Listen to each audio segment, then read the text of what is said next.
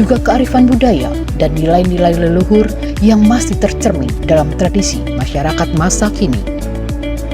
Pusat Riset Arkeometri melaksanakan kegiatan riset arkeologi dengan pendekatan metode dan teknik dalam bidang eksakta atau sains untuk menghasilkan pengetahuan tentang peradaban Nusantara dan identitas bangsa, seperti studi arkeologi berbasis data tinggalan sisa rangka manusia masa lampau, fenomena arkeologis untuk menelusuri jejak ekologi manusia dan fisiografi Nusantara, kajian terhadap lingkungan berdasarkan residu tumbuhan masa lampau yang ditemukan di situs-situs arkeologi, riset benda-benda arkeologis dan mengidentifikasi perilaku adaptif manusia Nusantara, pendokumentasian benda-benda arkeologis secara digital, dan studi arkeologi untuk menganalisis keberagaman pembuatan artefak dalam jejaring perniagaan dan sirkulasi artefak di Nusantara.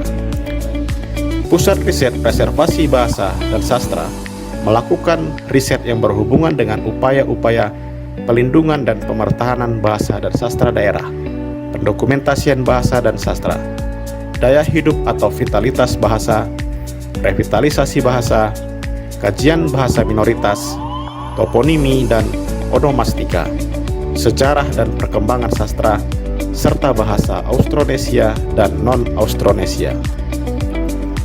Pusat Riset Bahasa Sastra dan Komunitas memfokuskan risetnya pada berbagai fenomena penggunaan bahasa dan sastra dalam suatu komunitas dan konteks sosial. Berbagai isu menarik, misalnya lingkungan hidup, identitas, masyarakat rural, mata pencaharian, politik, pembelajaran bahasa dan literasi, kebudayaan masyarakat etnik, komunitas disabilitas, ekonomi kreatif, bahasa hukum, lanskap bahasa, bahasa Indonesia bagi penutur asing atau BIPA, serta pemahaman lintas budaya menjadi kajian-kajian khas yang ada pada pusat riset ini.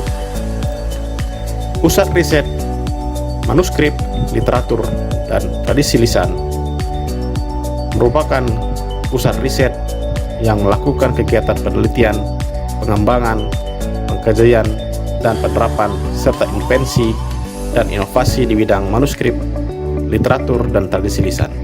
Sesuai dengan nomenklaturnya, kegiatan riset dalam pusat riset ini mencakup segala aspek dan disiplin ilmu yang terkait dengan manuskrip, literatur, dan tradisi lisan sebagai filologi, kodikologi, paleografi, kajian tradisi lisan, linguistik, sastra antropologi, dan ilmu-ilmu sosial humaniora lainnya.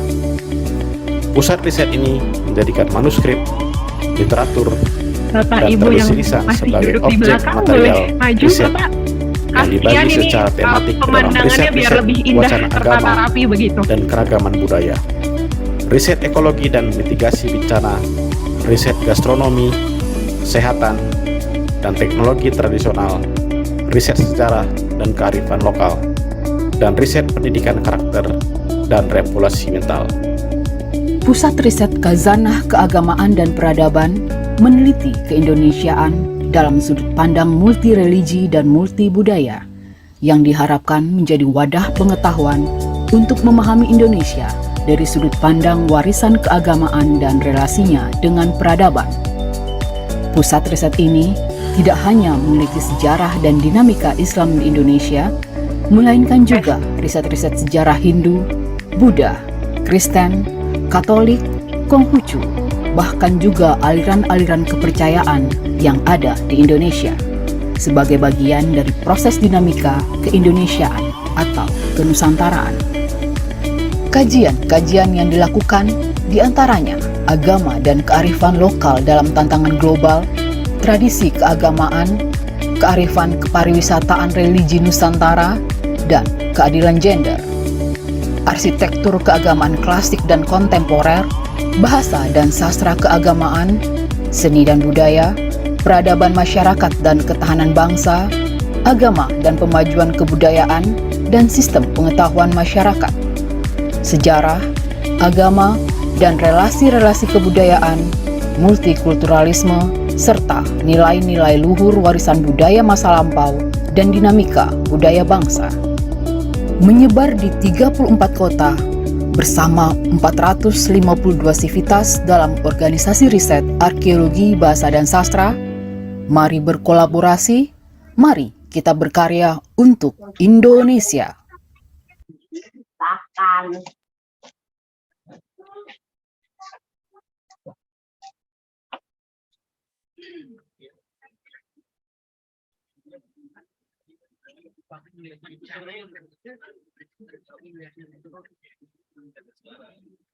Bapak Ibu, kita akan segera memulai acara pagi hari ini.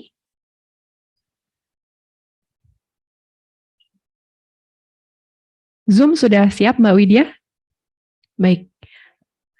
Mohon izin memulai ya, Bu Sastri. Baik, bismillahirrahmanirrahim. Yang terhormat Kepala Organisasi Riset Arkeologi, Bahasa, dan Sastra, Bapak Heri Yogaswara. Selamat pagi, Bapak. Yang kami hormati para Kepala Pusat Riset di lingkungan Organisasi Riset Arkeologi, Bahasa, dan Sastra. Yang kami hormati Dr. Wilders, selaku narasumber dari Universitas Leiden. Yang kami hormati para tamu undangan dan seluruh peserta kegiatan kuliah umum, baik yang pagi hari ini hadir secara langsung di kantor BRIN Jakarta Gatot Subroto, maupun yang mengikuti acara ini secara daring. Assalamualaikum warahmatullahi wabarakatuh. Selamat pagi, salam sejahtera bagi kita semua. Om Swastiastu, Namo Buddhaya, salam kebajikan. Puji syukur kita panjatkan karena atas limpahan berkat dan rahmat dari Tuhan Yang Maha Esa, pada pagi hari ini kita dapat mengikuti kegiatan kuliah umum dengan tema The End of the Nation State. Bapak Ibu yang kami hormati, untuk memulai acara pagi hari ini, marilah bersama-sama kita simak dengan hikmat lagu kebangsaan Indonesia Raya. Hadirin kami mohon berdiri.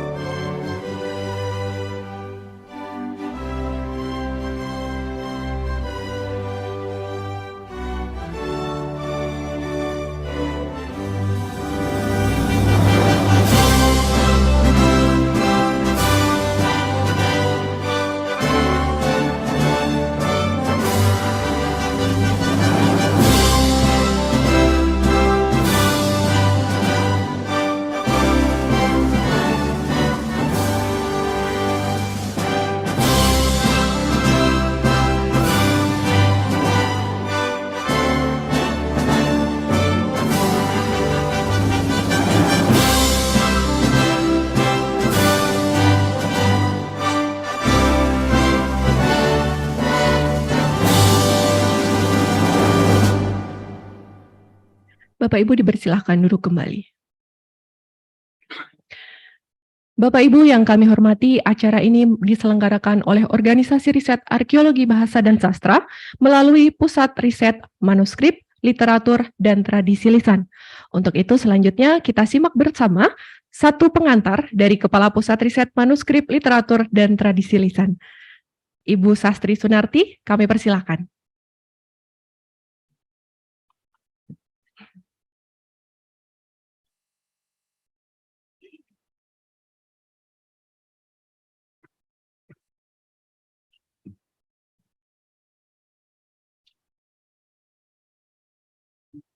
Agak sedikit beda rasanya kalau berdiri di belakang podium ya.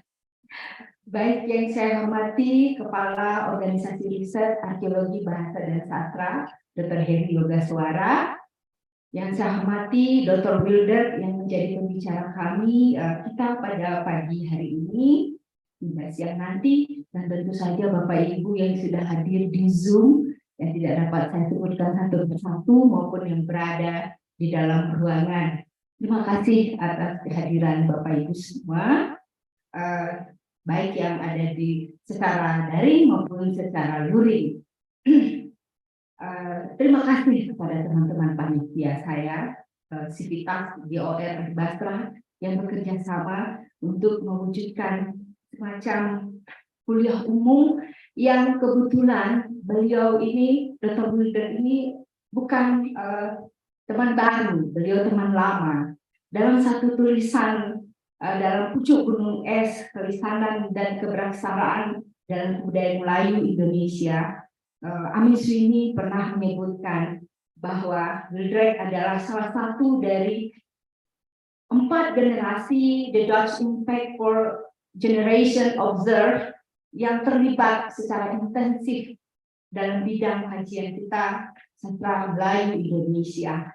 Tapi pada pagi ini beliau akan berbicara sedikit di luar tema tersebut, bicara tentang the end of the nation state, bagaimana dunia sekarang seperti sudah tidak ada batasnya lagi, atau barangkali ada semacam keruntuhan negara yang disebabkan oleh kuasa ekonomi, politik, segelintir orang yang punya uang. Bagaimana itu nanti ceritanya dan apa kaitannya dengan bidang kita yang bergerak di bidang sastra Indonesia, bahasa Indonesia, dan kondisi kita secara sosial politik di Indonesia. Mari kita dengar kajian beliau dan dalam diskusi kita nanti. Sekali lagi, tanpa berpanjang kata Bapak Ibu, terima kasih atas kehadirannya semua. Semoga kita bisa mendapatkan ilmu dalam kesempatan ini dan bertukar pikiran dengan Dr. Wilder. Terima kasih. Assalamualaikum warahmatullahi wabarakatuh. Waalaikumsalam warahmatullahi wabarakatuh. Terima kasih kami ucapkan kepada Ibu Sastri Sunarti yang telah berkenan memberikan pengantar untuk kegiatan hari ini. Bapak Ibu yang kami hormati, berikutnya kita akan simak bersama sambutan dari Kepala Organisasi Riset Arkeologi Bahasa dan Sastra. Untuk itu dengan hormat, Bapak Heri Yogaswara, kami persilahkan.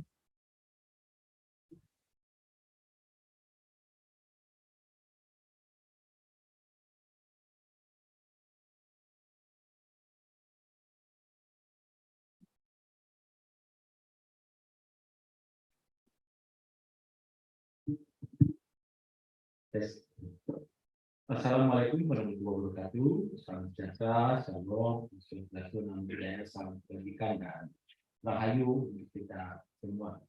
Yang saya hormati, Pusat sebagai Kepala Pusat Riset Manuskrip Literatur dan Tradisi Lisan. Kemudian juga kalau ada kepala pusat riset lain yang ikut dalam kegiatan hybrid ini, baik yang ada di dalam ruangan maupun di dalam Zoom. Kemudian juga kepada Dr. Wilder, Innovation Advisor dari NMID, Netherlands Institute for Multiparty Democracy. Selamat datang dan mungkin selamat datang kembali dan terima kasih ya. Jadi mungkin hadirin merasa takut ini karena ini tebal sekali ya, dan ini bukan pidato saya. Ini sebetulnya apa yang ditulis oleh Pak Wilder. Tadinya saya mau kutip, tapi halaman pertama menuliskan bahwa not for quotation, gitu. Jadi saya nggak boleh kutip, tidak boleh. Gitu.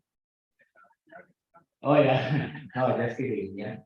Ya baik. Nah, jadi terima kasih Pak Will atas kehadirannya di tempat ini begitu.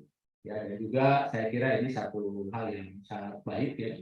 Ada berbagai cara memproduksi pengetahuan yang ada di organisasi riset arkeologi bahasa dan sastra khususnya dan juga di BRIN umumnya. Ya. Jadi saya melihat ada berbagai acara kan, ada yang mulai dari webinar yang banyak pembicaranya, bahkan seringkali flyernya itu penuh dengan wajah-wajah para pembicara ya. Tapi kalau hari ini betul-betul satu public lecture ya. Jadi karena ini sifatnya public lecture, jadi mohon siapkan laptop atau pulpen karena ini kuliah jadi harus dicatat. Nanti akan ada ujian dari Ibu Sastri begitu ya.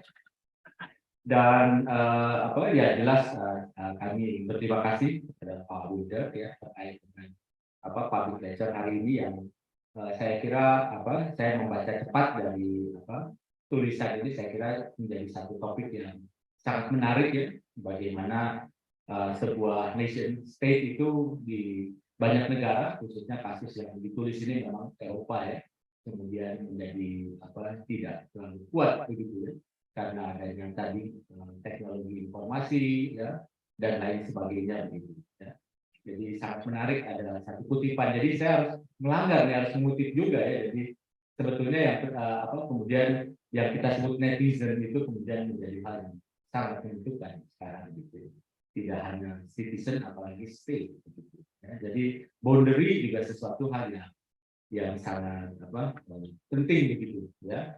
Walaupun saya sendiri sebetulnya juga merenung-renung ya, karena saya baca sedikit CV-nya Pak Will ini adalah ternyata disertasinya adalah tentang piece of storytelling on Malay oral tradition gitu ya. Jadi nanti Pak Will pasti akan, saya diingatkan Pak Will untuk bicara kalau bahasa Indonesia harus agak pelan-pelan ya.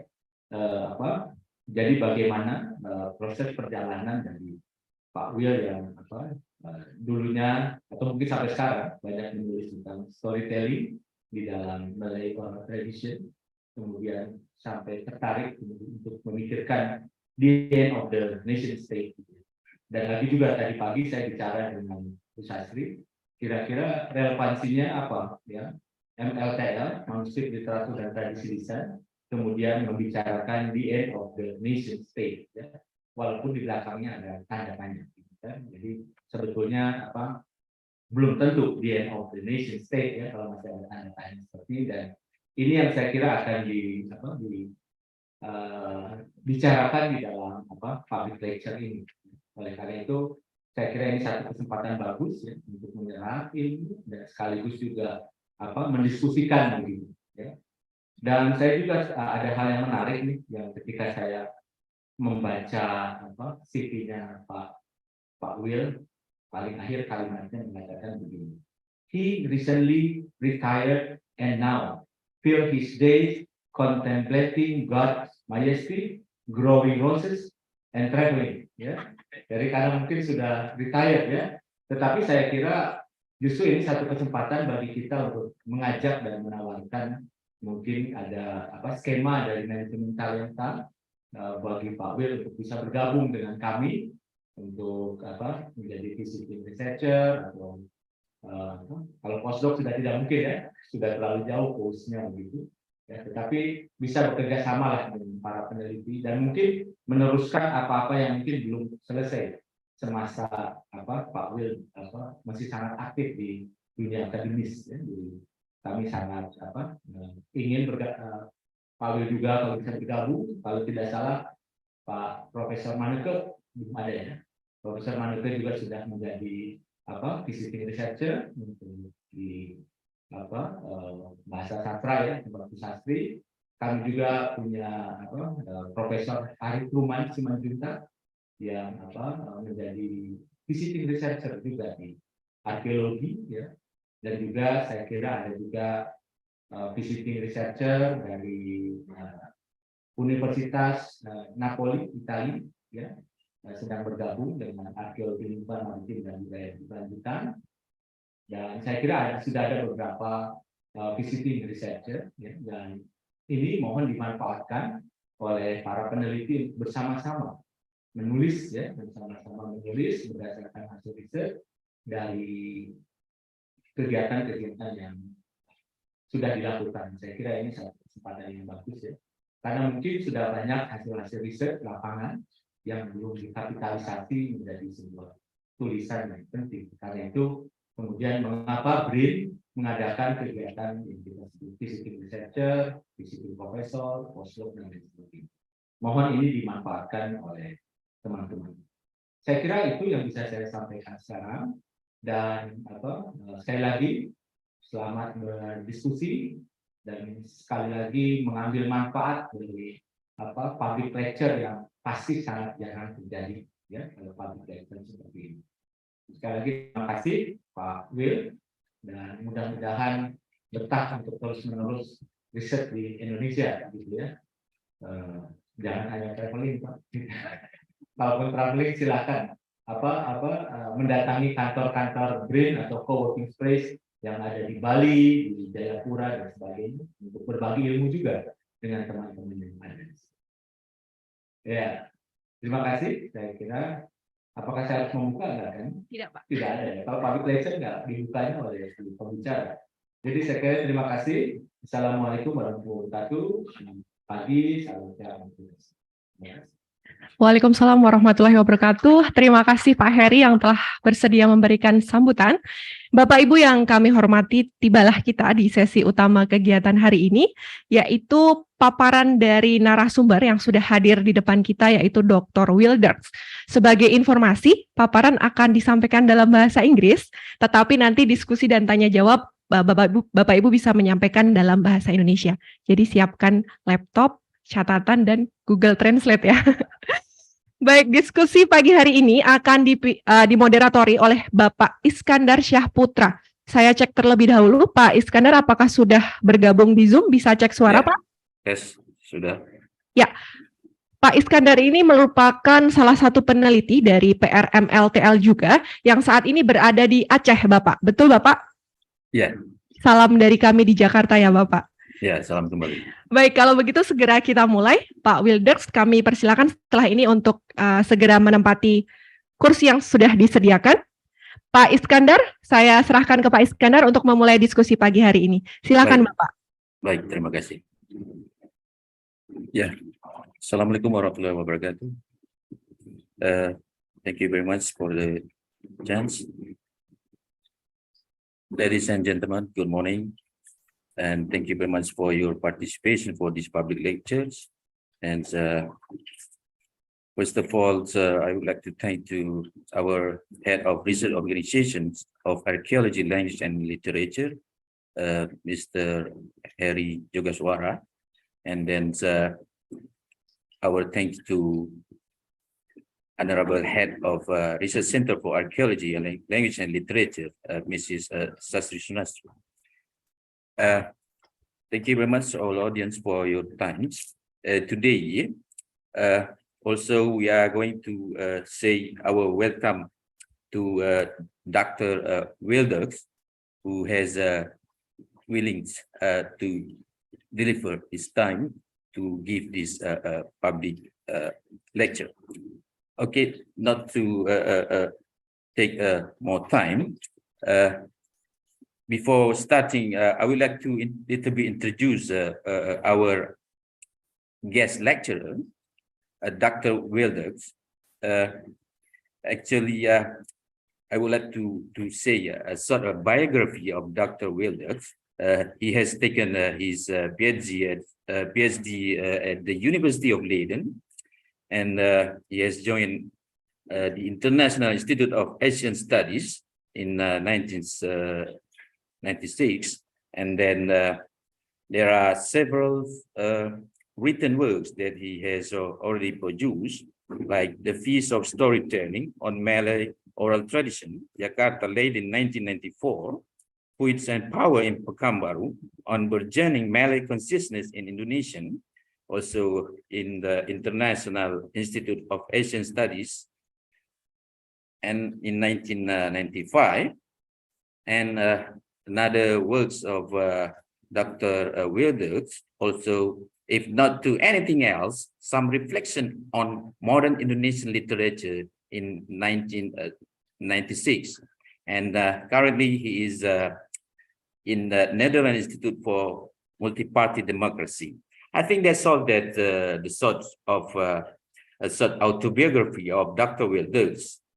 For the detail, I think will be informed by Dr. Wilders himself. And thank you. And now I think it's time for Dr. Wilders to deliver his public lecture under the title, The End of the Nation States. So You are welcoming to deliver your public lecture, Dr. Wilders, and the time is about 30 minutes. Thank you.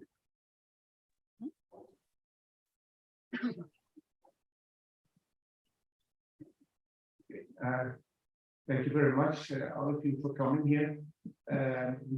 Maybe it's good to add a little bit to the information that was given about me.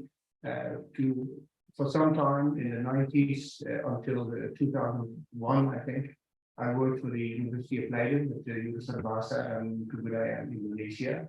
Sudah dibubarkan, which has been, well, it's gone now, unfortunately. It's a disgrace, but that's what we have to accept. And afterwards, I joined the so-called Netherlands Institute for Multi-Party Democracy in The Hague, which is a sort of an international sponsor that tries to, which was founded by Dutch political parties, the aim to foster political parties in what they call young democracies. So that's why that can explain why I wrote about Indonesian literature or keseragaman and keseragaman, so orality and literacy.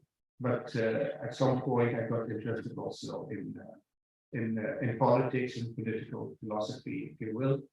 So today I will stick to that. And speak about what I call the end of the nation state. Yeah.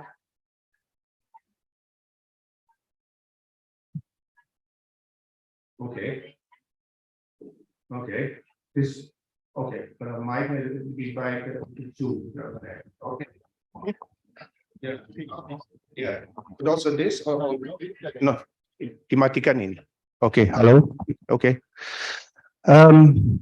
So, ladies and gentlemen, is this clear enough for, like this? Yeah? Minta izin untuk bicara pada para teknis, Yeah? Okay. So, let me begin then. On 10 November 2018, several political activists gathered in The Hague in the Netherlands to proclaim what they called the European Republic. Standing on a balcony in the city center of The Hague and using a megaphone, they read aloud from a manifesto that stated the following, and I quote, the Europe of nation states has failed. The vision of the European integration has been betrayed.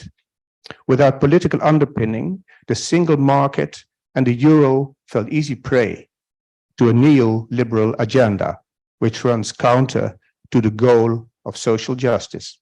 End of quote.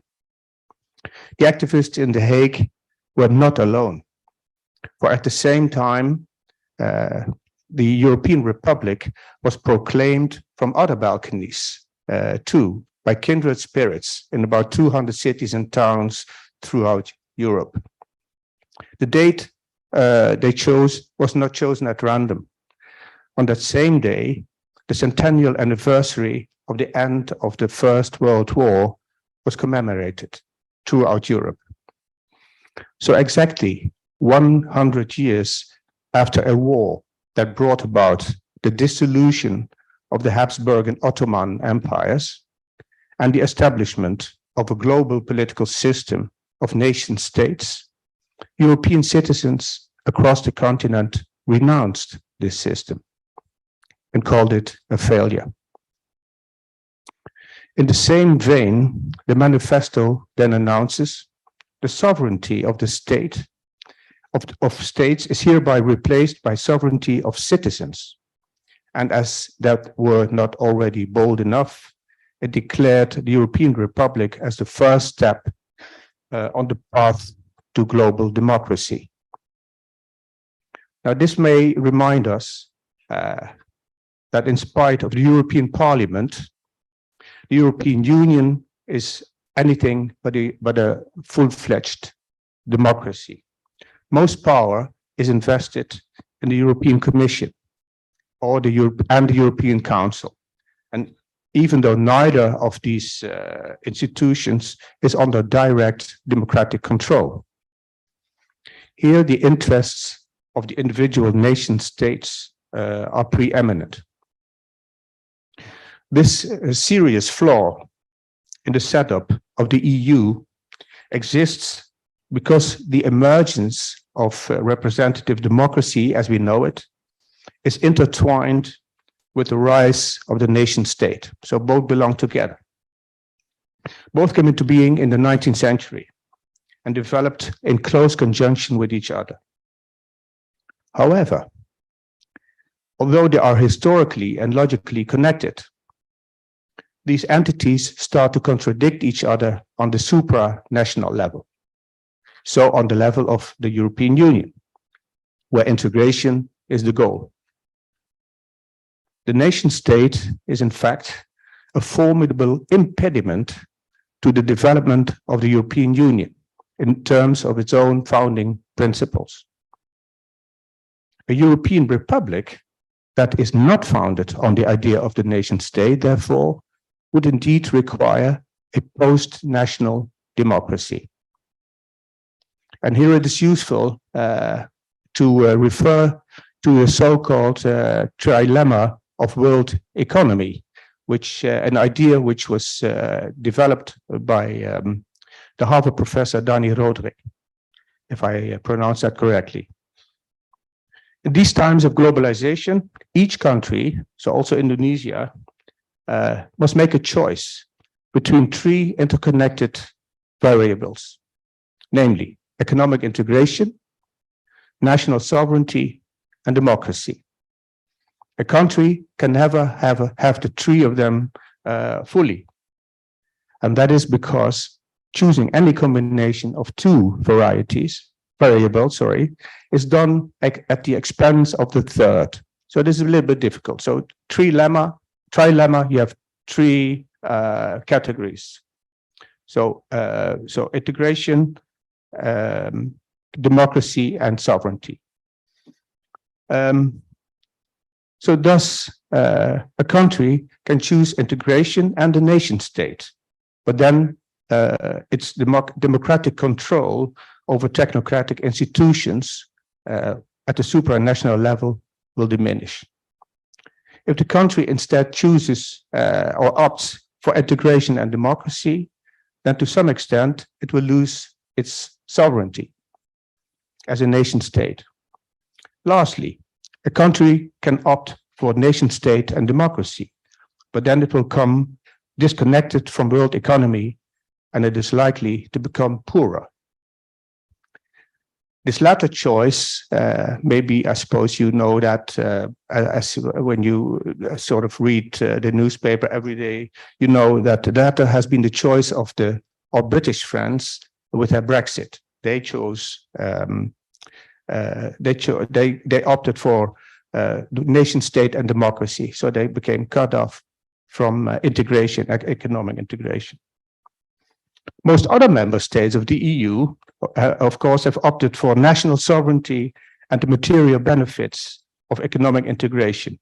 And as a result, they have to come to terms with a democratic deficit. The European Republic, that announced itself in 2018, was a clear decision in favor of democracy and integration, giving up the nation state altogether.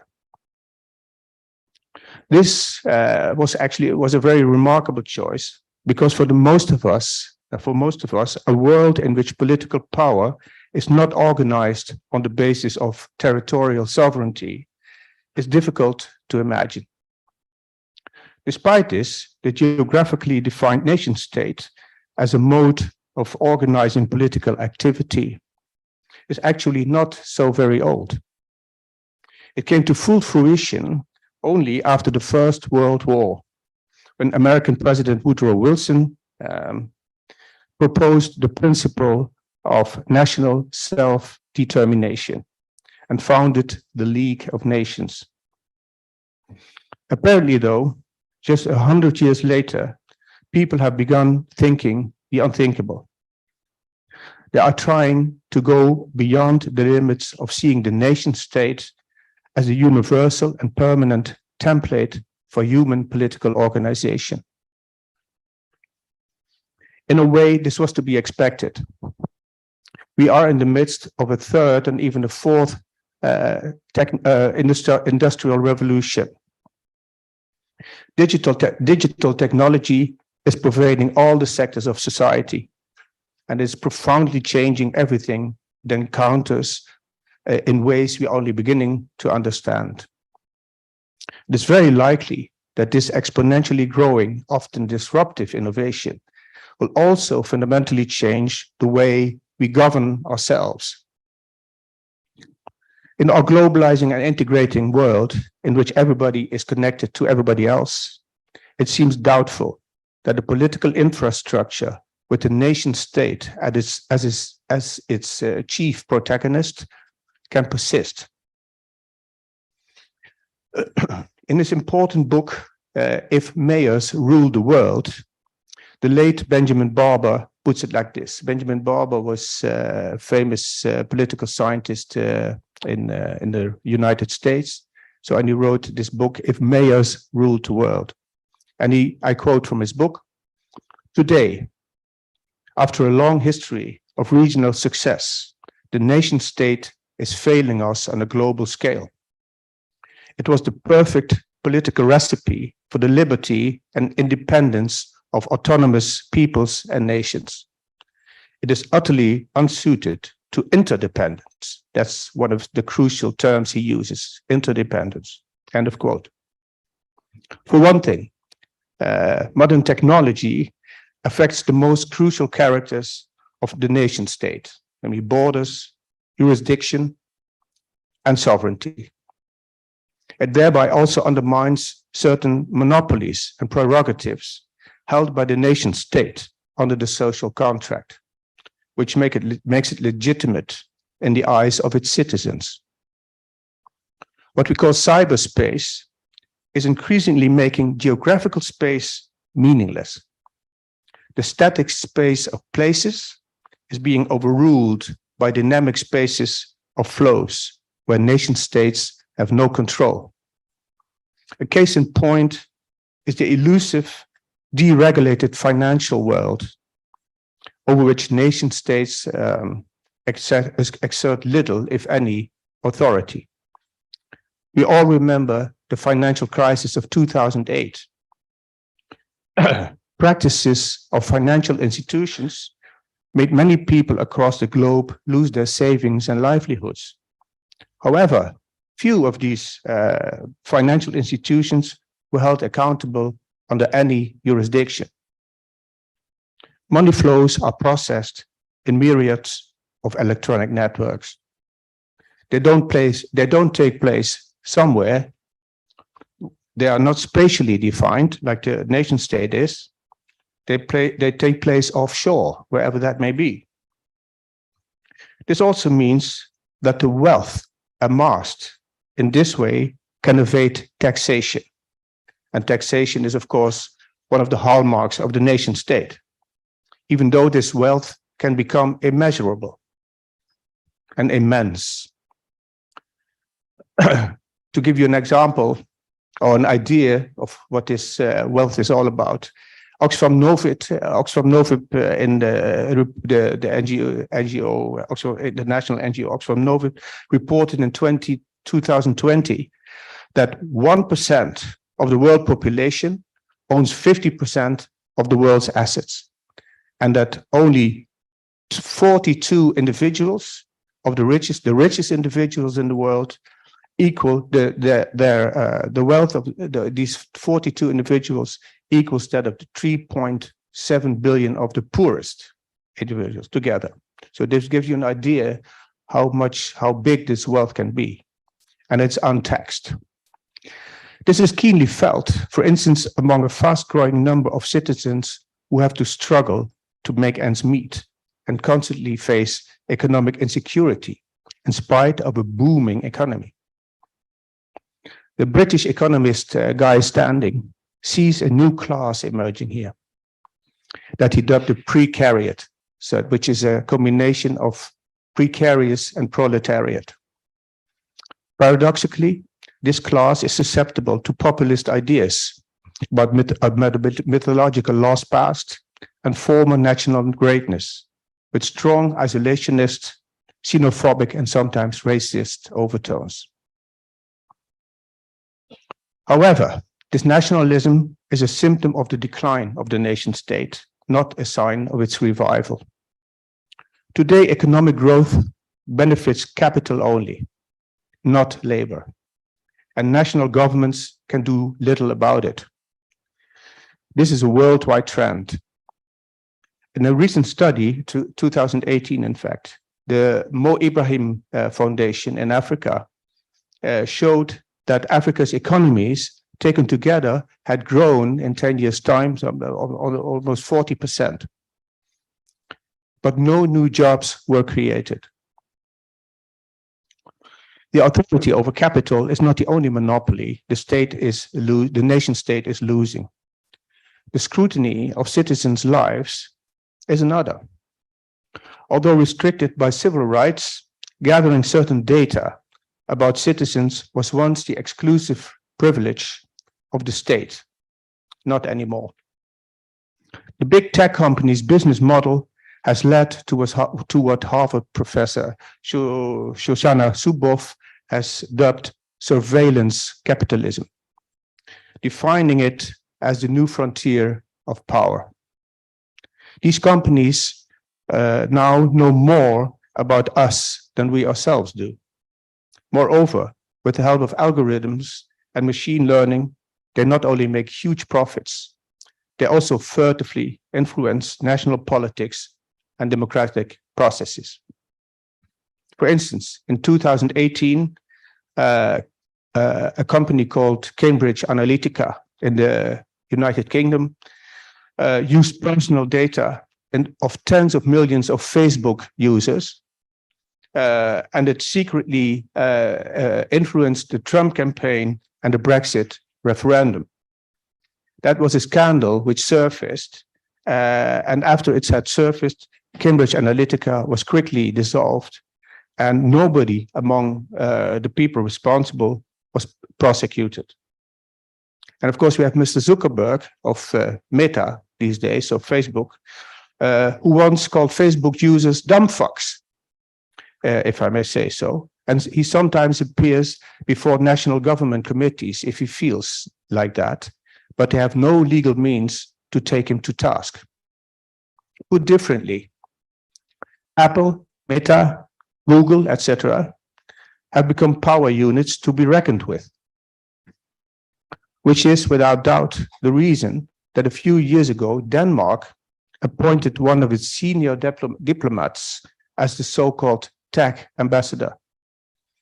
According to its website, this new office, and then I quote, has a global mandate and a physical presence across 3 time zones in Copenhagen, Silicon Valley, and Beijing, transcending borders and regions and rethinking diplomacy. Another crucial monopoly once held by the nation state, namely its monopoly on physical force, is also in decline. For example, in the United States, millions of people these days, among those who can afford it, now live in gated communities. They tax themselves heavily to pay for privatized protection. It seems that these towns behind guns and walls represent one of the fastest growing segments of the residential real estate area. Another example, already over 20 years ago, the private security sector in the United Kingdom had more employees than the entire police force. This sector is thriving, both in the UK and elsewhere, on surprising possibilities for making profit, such as private incarceration and even combat and warfare.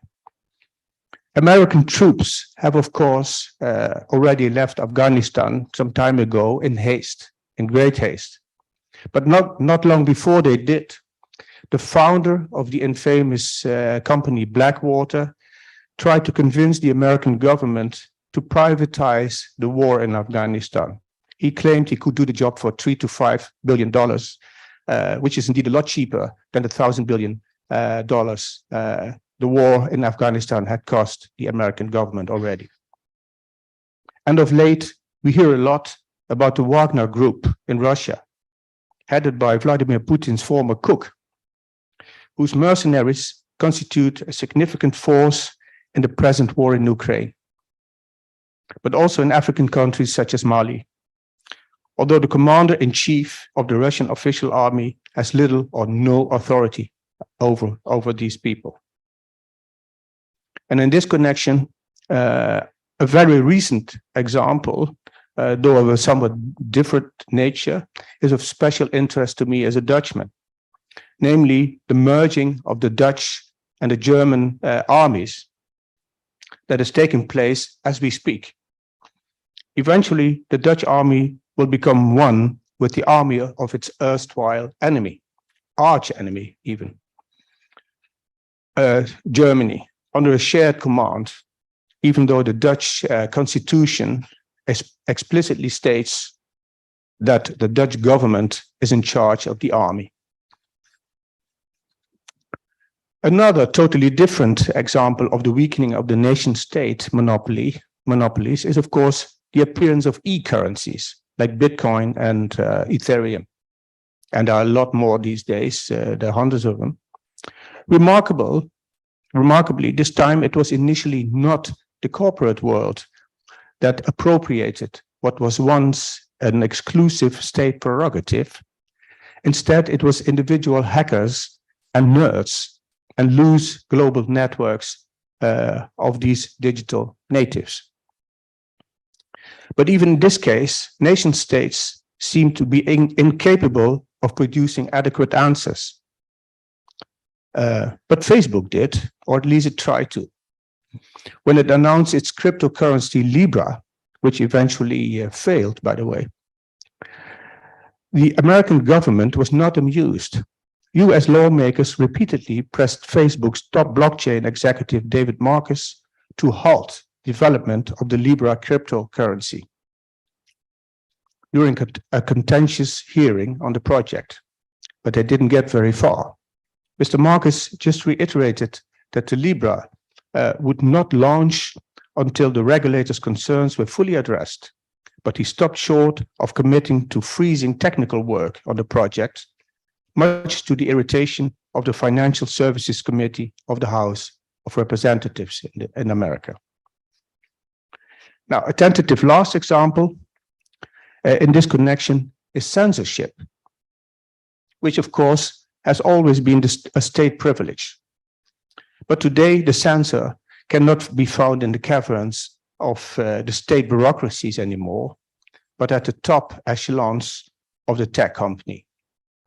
A case in point, of course, is Twitter, that banned former President Trump because of the appalling bullshit he spread over the world through this medium.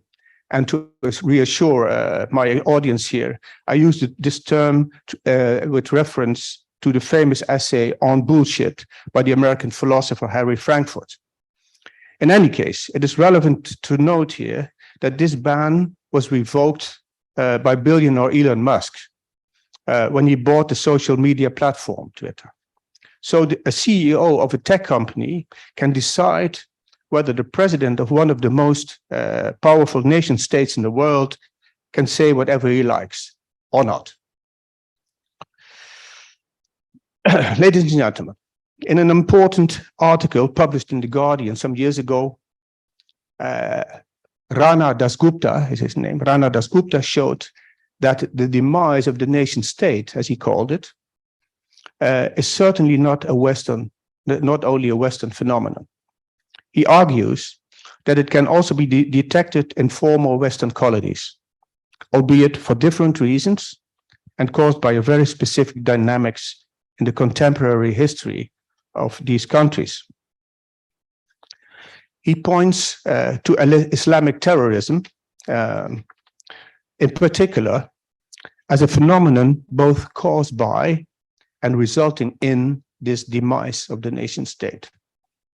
After World War II, these colonies were granted independence rather hurriedly, he says, and the nation state was exported everywhere with little consideration for local circumstances. In many cases, this was disastrous and led to what was called infant states, often held together with brute force by dictators and supported by one of the two superpowers vying for hegemony during the Cold War. The semblance of stability they acquired, so these new nation states, was proven false when after the Cold War, the support offered by Russia or the US quickly diminished, and several countries such as Yemen, South Sudan, Syria, Somalia, Afghanistan, Mali, the Central African Republic, became essentially dysfunctional hotbeds of post-national forces such as ISIS, Al-Shabaab, Janjaweed, Boko Haram, Ansar Dine, or Al-Qaeda. Then Dasgupta says about the adherence of these post-national forces, their adherents have lost the enchantment for the old slogans of nation building. Their political technology is charismatic religion, and the future they seek is inspired by the ancient golden empires that existed before the invention of nations. Militant religious groups in Africa and the Middle East are less engaged in the old project of seizing the state apparatus. Instead, they cut holes and tunnels in state authority and so assemble transnational networks of tax collection, trade routes, and military supply lines. End of quote. Ladies and gentlemen, to be sure, I'm not saying that the nation state will disappear anytime soon. What I am trying to suggest, however, is that we are witnessing the end of an era in which the political system that we all know is changing fundamentally. What we can observe, in fact, is a transformation from a relative monolithic political infrastructure into a multitude of power units, both bigger and smaller than the nation state. These can exert substantial influence on the course of things in our globalized, interdependent world. Put differently, the nation state will not vanish, but it will become just one source of authority among many others. In his seminal book entitled The End of Power, Moises Naim, the former minister of the then democratic government of Venezuela, has aptly captured this development with the metaphor of the political centrifuge.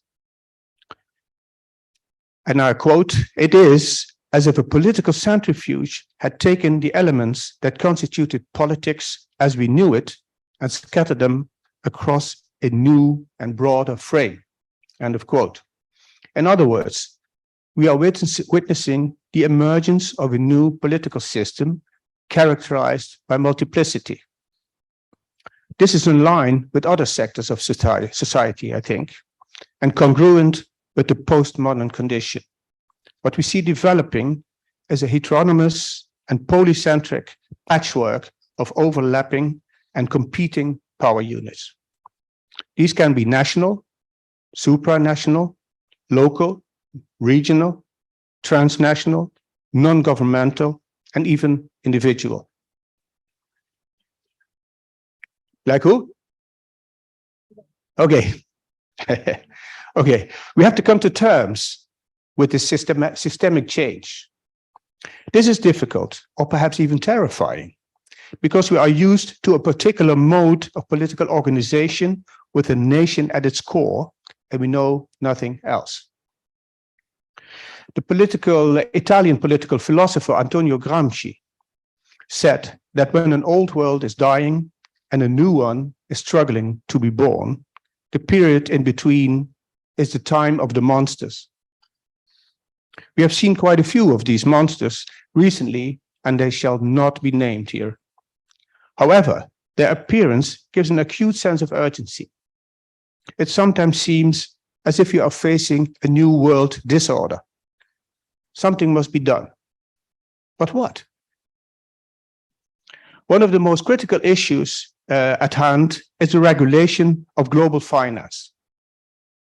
This will require a lot of courage, intellectual stamina, and political resolve. What we need is a political form that operates at the same scale as transnational money flows. It will therefore be capable of regulating and indeed taxing these flows, as well as organizing global redistribution of wealth. In terms of the trilemma I mentioned earlier, the choice is clear: economic integration and democracy at the expense of the nation state. I'm not sure about the chances of a fully grown world government appearing anytime soon, but some form of supranational authority should come into being to tackle what Barack Obama once has called the defining challenge of our time, namely inequality. The same is true for closely related problems, just as migration, climate change, and terrorism, which are all beyond the influence of individual nation states. The challenge is to ensure that transnational and transterritorial solutions be found to the problems posed by the emergence of a postmodern digital world economy. As the proclamation of the European Republic already suggested, this also means that the nation of democracy must change. Because the nation state is in decline, democracy must be disconnected from it and reinvented. It must become, in some way or other, a form of post-national democracy. Here I recall with some pleasure that in 2004, at the Netherlands Institute of Multi-Party Democracy, where I then worked, a colleague started a website called theworldvotes.org, which made it possible for everybody to cast a vote in the United States presidential elections of that year. It was also in Indonesian, by the way. This website was a very early endeavor to concretely, if playfully, create something like a global democracy.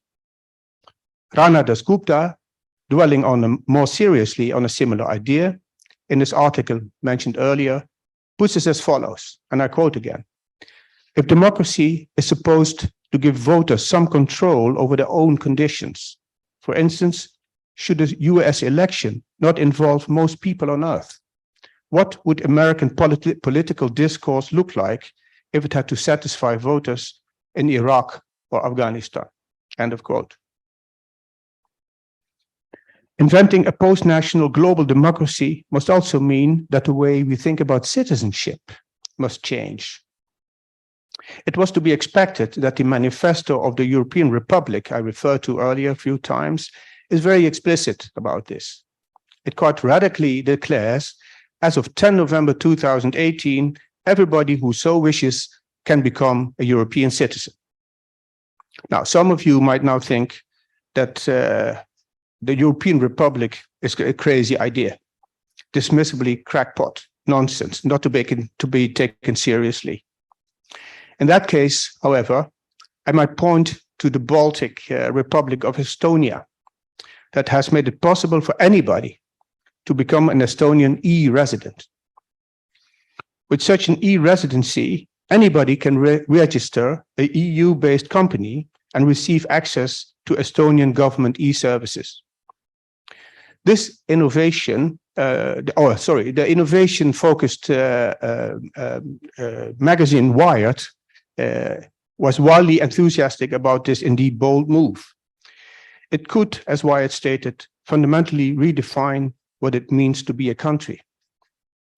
The magazine might have a point there, given that in addition to many digital nomads or netizens, if you will.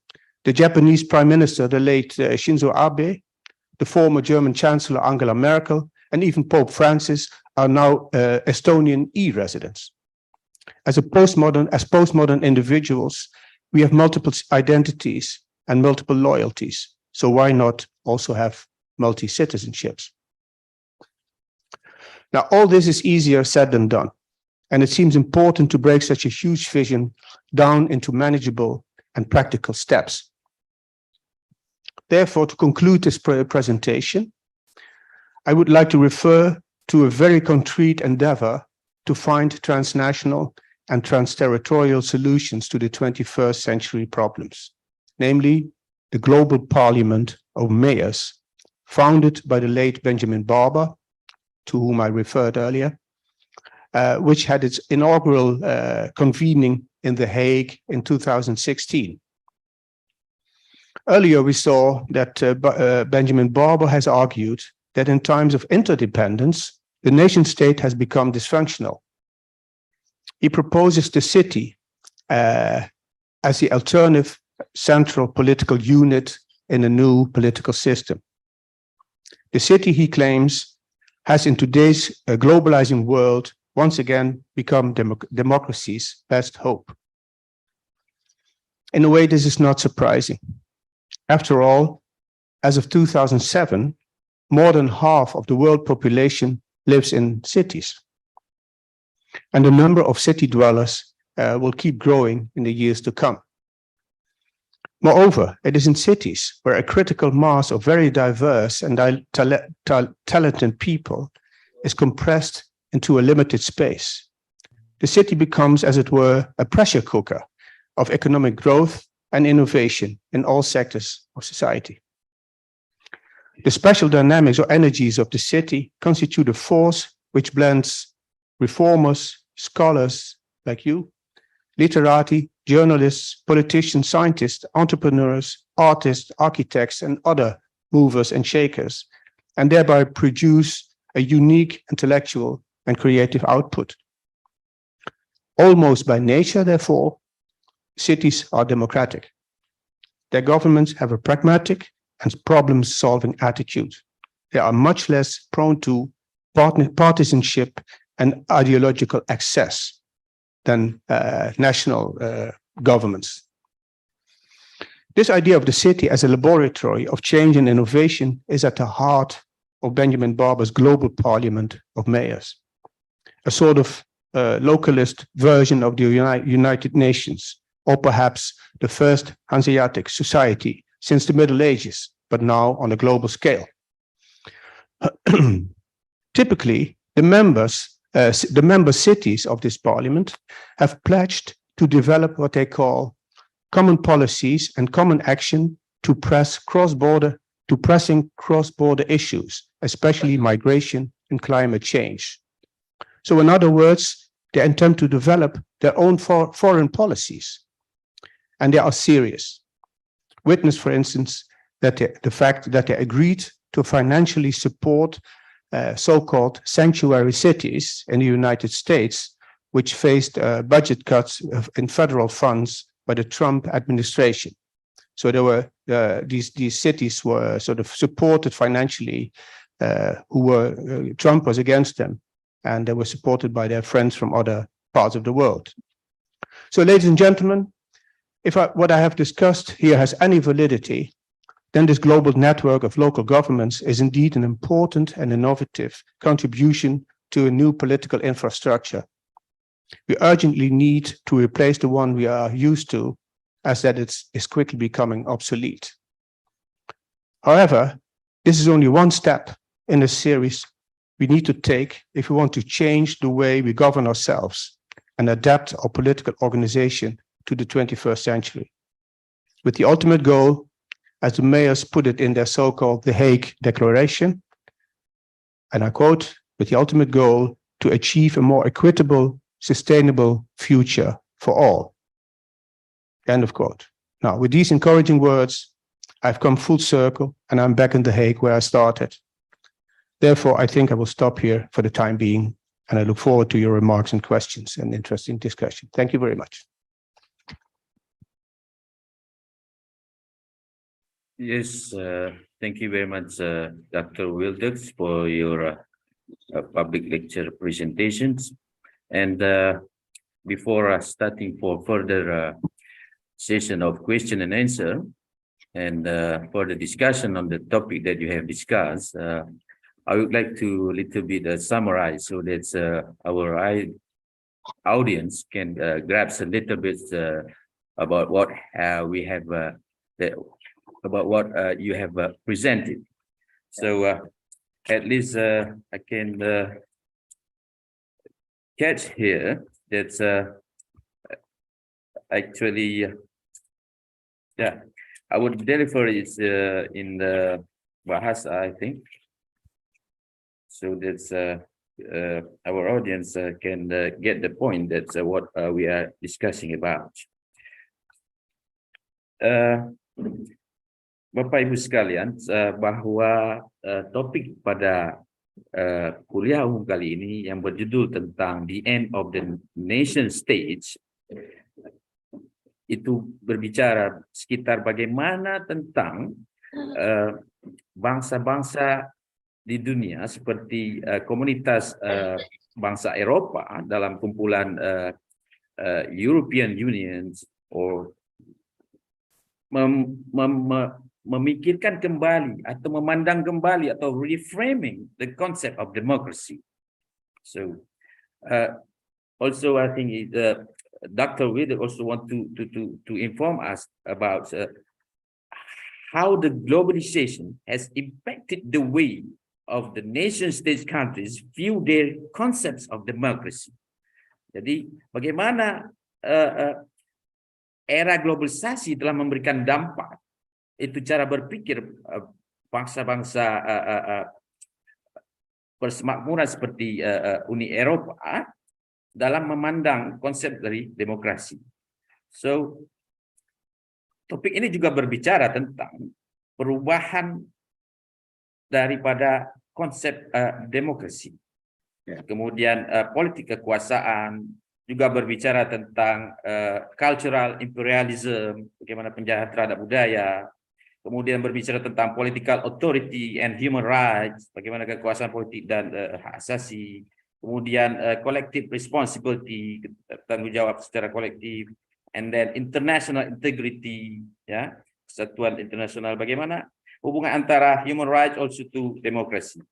And then bagaimana juga berbicara tentang global economic justice. So I think it's something related to cosmopolitanism, nationalism, or universalism. Juga berbicara tentang liberal democratic foreign policy, justice, stability, and toleration.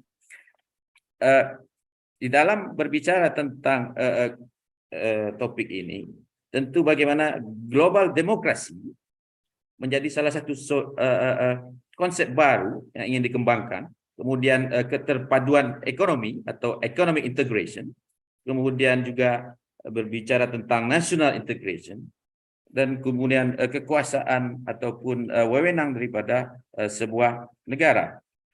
Kemudian topik ini juga berbicara tentang bagaimana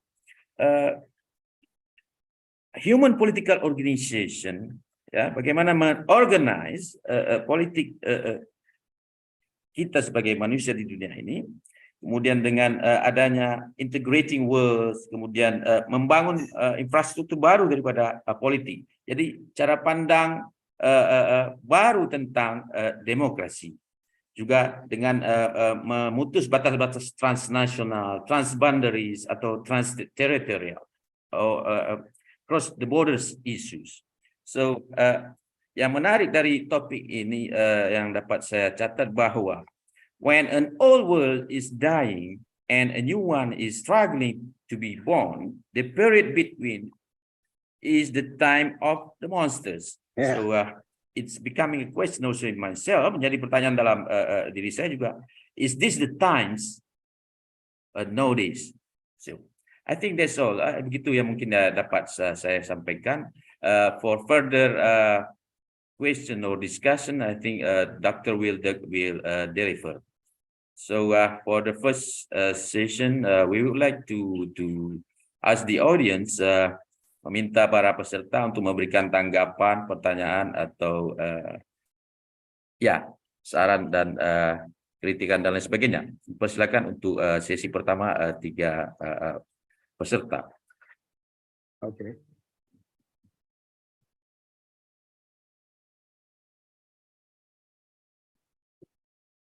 Oh, bagaimana caranya? Ini ada bisa berdiri tidak apa?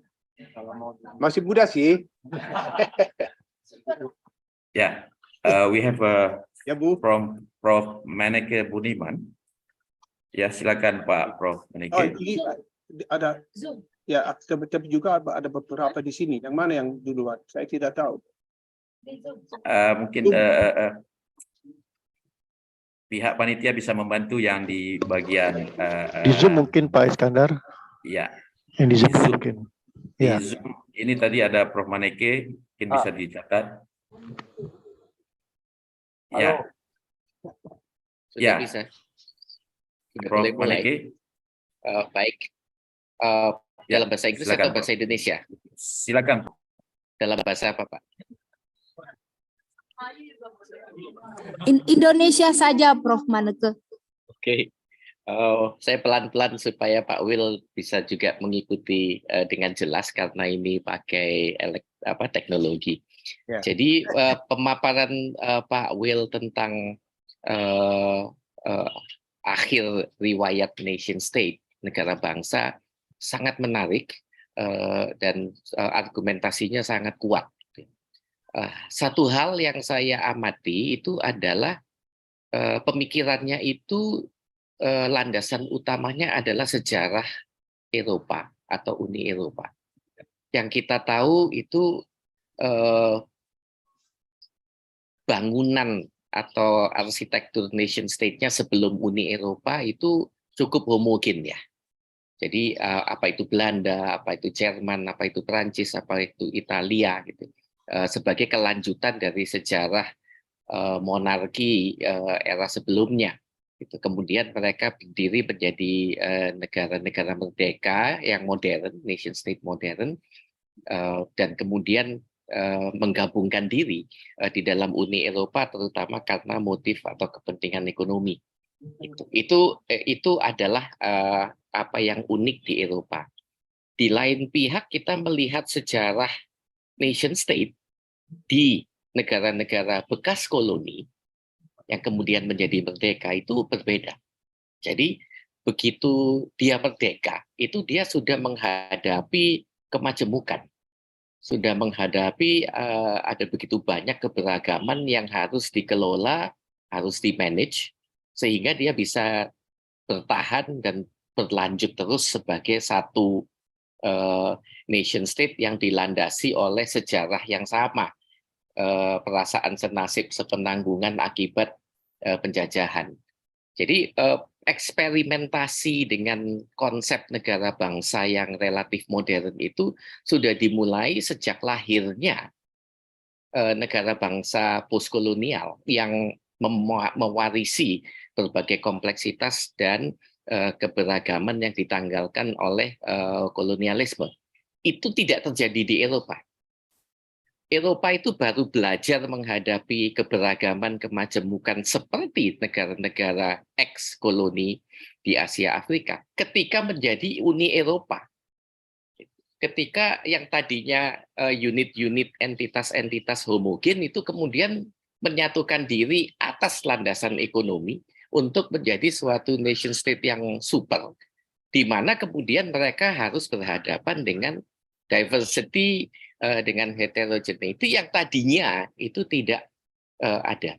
Sehingga sebetulnya dari segi ini, Uni Eropa itu eksperimentasinya baru seperti bayi kemarin sore dibandingkan negara-negara pasca kolonial. Negara-negara pasca kolonial itu relatif sukses di dalam mengelola nation state-nya. Dan kami tidak mengalami balkanisasi seperti di ex-Yugoslavia. Tidak ada terjadi runtuhnya suatu empire besar seperti Uni Soviet. Ya, itu semua terjadinya di benua Eropa. bukan di luar Eropa gitu. Nah, bagaimana cara kita mencoba untuk memahami di luar Eropa, tetapi dengan kerangka pemikiran Pak Will. Misalnya kalau kita bicara tentang prospek Indonesia sebagai nation state itu, kira-kira dalam 15-20 tahun lagi itu akan mengalami krisis seperti itu atau bagaimana? Itu mungkin yang ingin saya ketahui. Terima kasih. Maaf kalau kepanjangan. Ya, baik, Prof. Manike. I think Terima kasih, Pak Manike. Silakan. What can I say? Maybe I don't know. Bahasa Inggris saja ya. Maybe an adequate answer would be, I think you say I'm focusing on the European Union, but a lot of other sort of countries, post-colonial countries especially, which I, by the way, mentioned, of course, based on this article by Mr. Rana Dasgupta, was a different dynamics in these countries. But of course, I focus. I'm a European. I'm Dutch. I focus on the European Union. Why in this context? Because I think the European Union is since after World War II that started, it's a constant experiment in integration, economic integration, and we sort of go from mishap to mishap to mishap, to crisis, from crisis to crisis to crisis, and every time sort of have to invent what it means to integrate. So it's not an easy job. It's a road full of potholes and problems, and so. That's why I focus on the European Union, because that's as far as I can see now, the only serious experiment in integration, economic integration, but also little by little, but also political integration of countries, of nation states, that thereby, if they want it or not, they lose some of their sovereignty, and that is little by little. More and more and more and more. So, and it sometimes is painful, and sometimes it's a messy process. Of course, it's always messy. It's 2 steps forward, 1 step backward. So again, and my conviction is that somehow it's a global thing. We are all connected to each other. I'm now speaking here. You are sitting somewhere else, God knows where. There's people elsewhere in Indonesia, maybe somewhere else in the world, that are watching us, watching our discussion. So this is especially. I mean, it's connected to technology, which is affecting us all, and in ways, as I said, in ways we still not understand anymore. The political system of which, with the nation state at its core, and for instance, also one of the other phenomena which I haven't mentioned actually is for instance, a political party.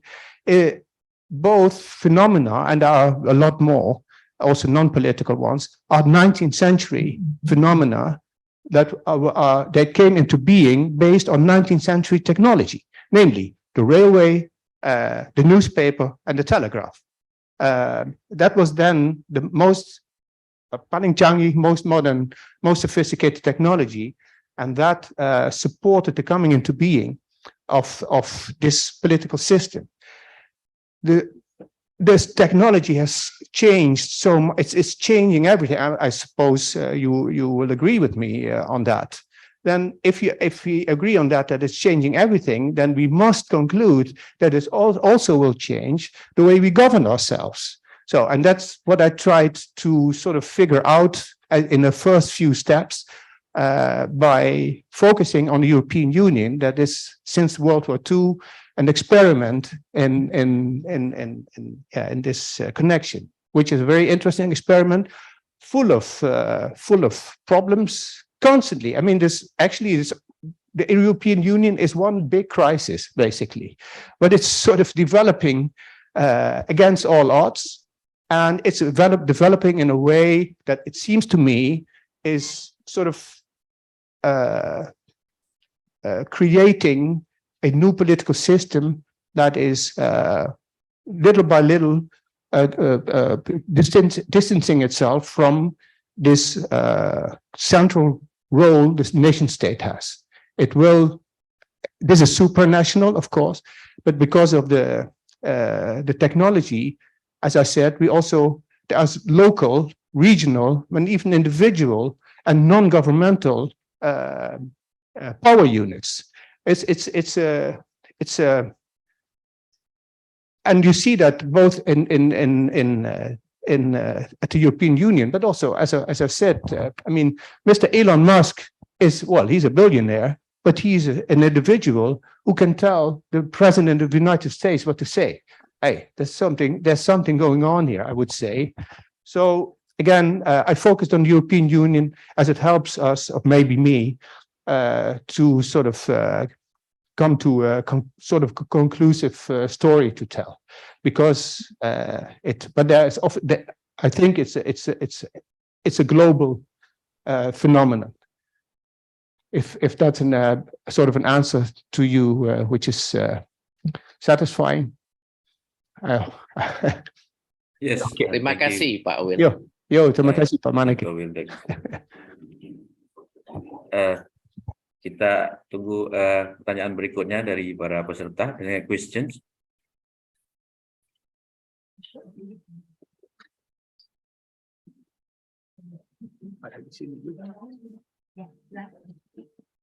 Oh, ada di podium ya, di ruangan ini.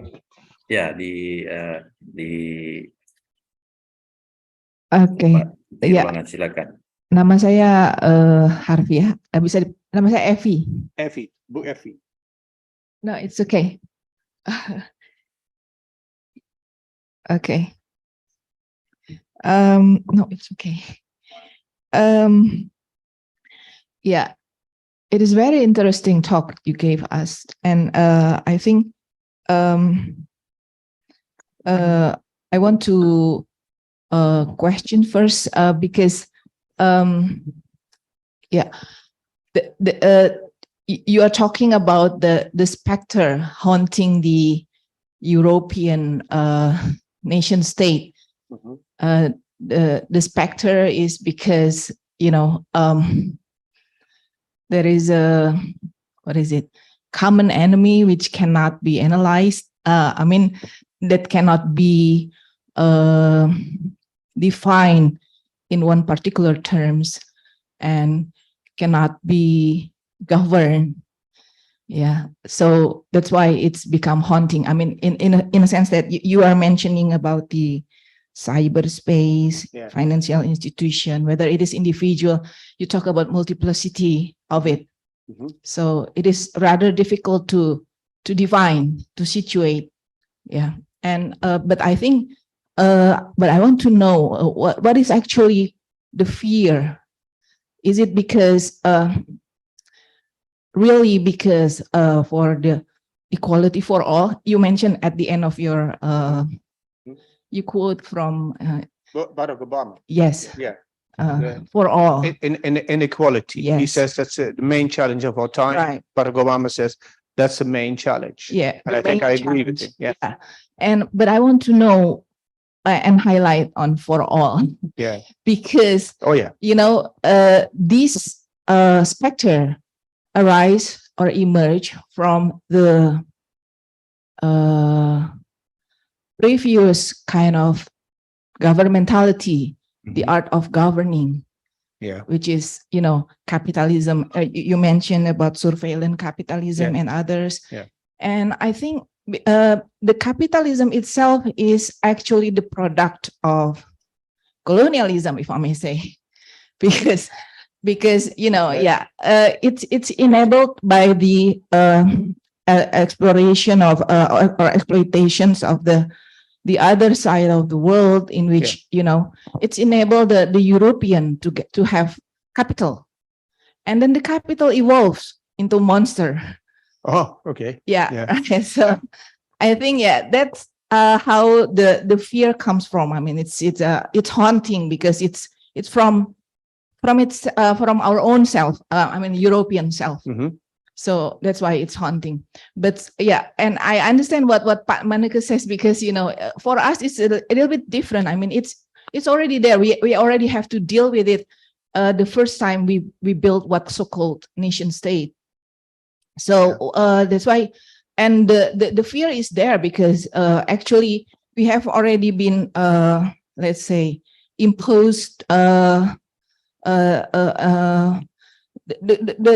colonial system has transformed into different kind of system, global, international system, others, economic system, which for us actually cannot really be governed in a way that we are as the first. I mean like this. Sorry, we are always positioned as the third world. So when we go into the financial monetary system, for example, we are never the first player, because we came. Sorry, so we are never the first player. Yes, we are lack of capital. We are lack of the knowledge on the system, because the rule of the system is not created by us. So I think, yeah, we have to deal with that from the very first time we built a nation. So what I want to ask is actually when there is fear or the main challenge, when Obama said the main challenge is the inequality for all. Is it really for all, or I hope so. Or for I don't know. For only for the Europeans, you mean? Yeah. No. Or I would know. I suppose that the president meant everybody.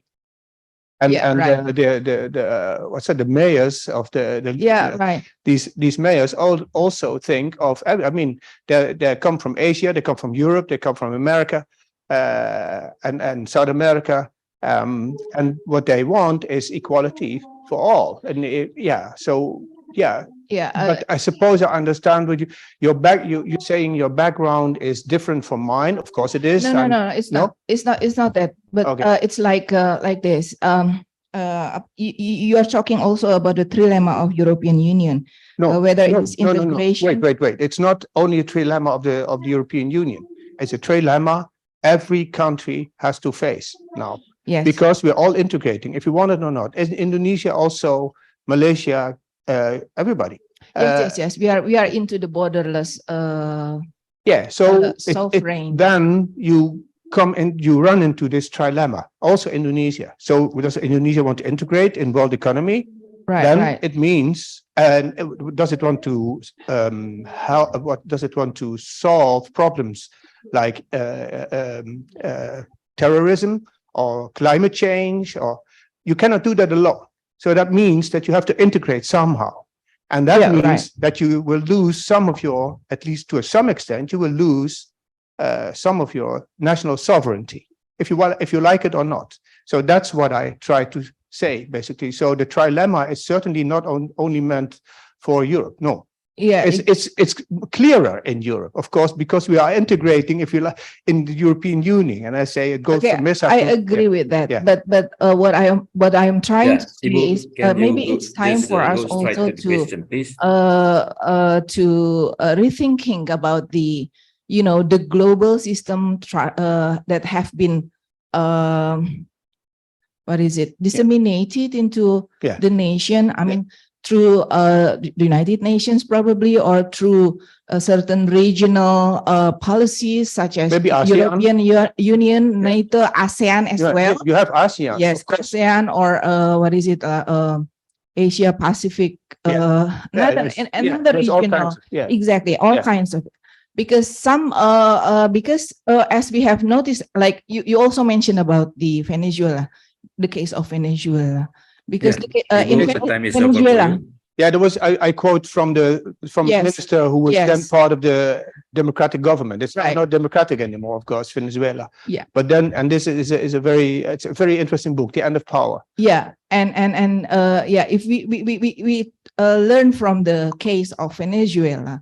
Yeah. And Venezuela is the examples of the failure, if I may say, of the economic reconstruction or another program, the development programs. Thank you, Ibu. Such an I think the time is up for you. World Bank or something like that. Yeah. It's something like that. So that's a good case. So maybe it's time for us all to rethink about it. So in that term, because I just want to remind that some which is considered, some system which is considered or not considered, let's say like Western humanism or Western liberalism, which is sometimes considered democratic. I will use quotes, democratic and for all. But we learn, of course, from history that sometimes it is not for We will let's. Maybe that's all. Thank you. Okay. Sorry. No, it's fine. Maybe what comes to mind is I refer to the 2008 economic crisis, which of course also affected Indonesia, if you like it or not, and also a lot of people here sort of.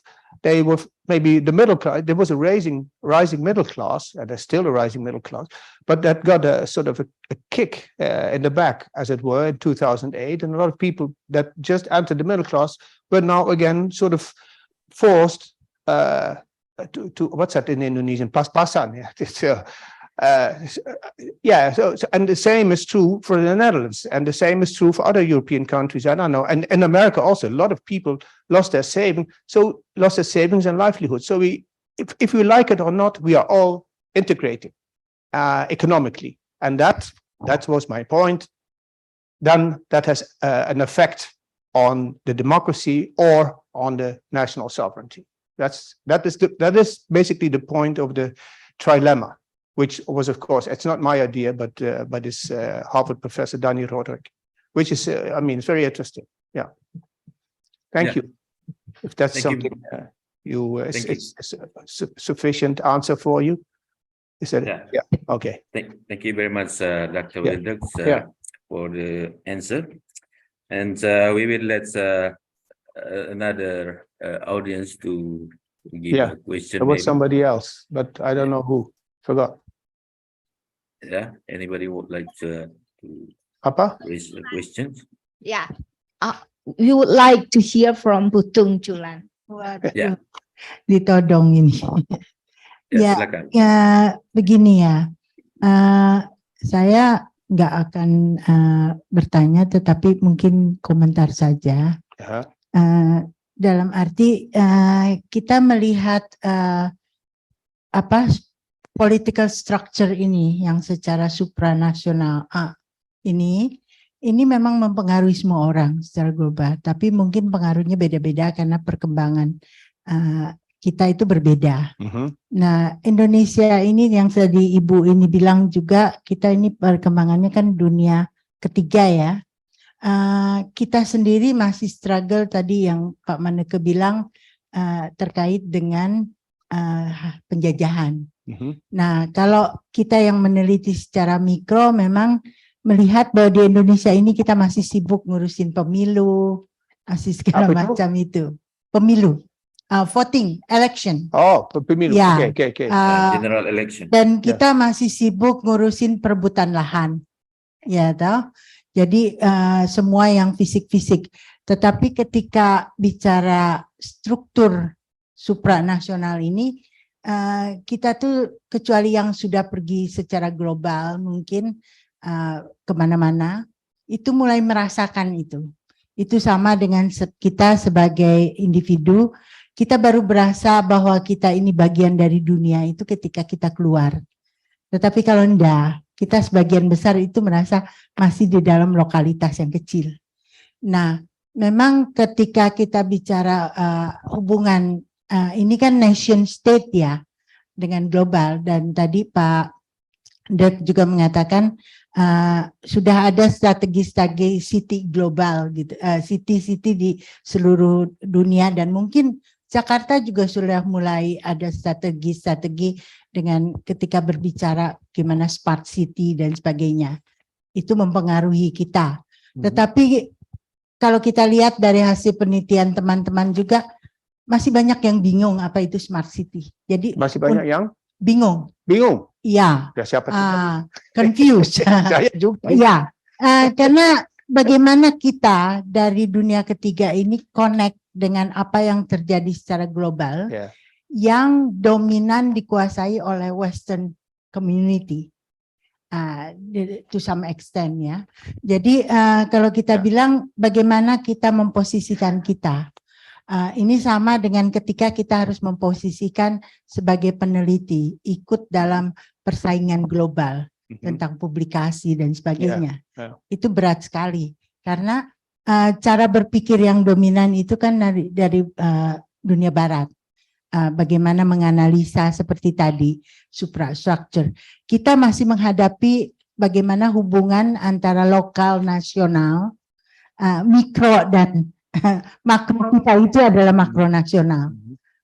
Untuk kita global itu mungkin untuk sebagian dari di Indonesia itu adalah sesuatu yang jauh. Jadi itu yang mungkin tadi ditanyakan oleh Pak Maneke juga. Posisi kita sebagai peneliti di Indonesia ini, bagaimana harus menganalisa posisi Indonesia dalam superstructure yang sudah timpang, gitu toh, secara ininya. Makanya kita melihat lebih banyak menonton saja pertarungan Cina dengan Amerika, gitu toh. Bahkan di situ nggak ada Europe di situ, Amerika di situ kan. Nah, jadi sebenarnya mungkin yang jarang sekali kita bicarakan itu adalah perbedaan antara West dan East. And never the train shall. Ya, tidak pernah sama. Dan di kita ini persoalan yang paling mendesak itu adalah terkait misalnya demokrasi. Saya sedang meneliti di sana itu individual vote itu the most important. Tapi di kita ini ada communal right, need to be respected, right? So to some extent, we try to see the world. Probably from your side it's black and white, but from our side it's gray and many colors. You know, probably. So that's why our question actually, what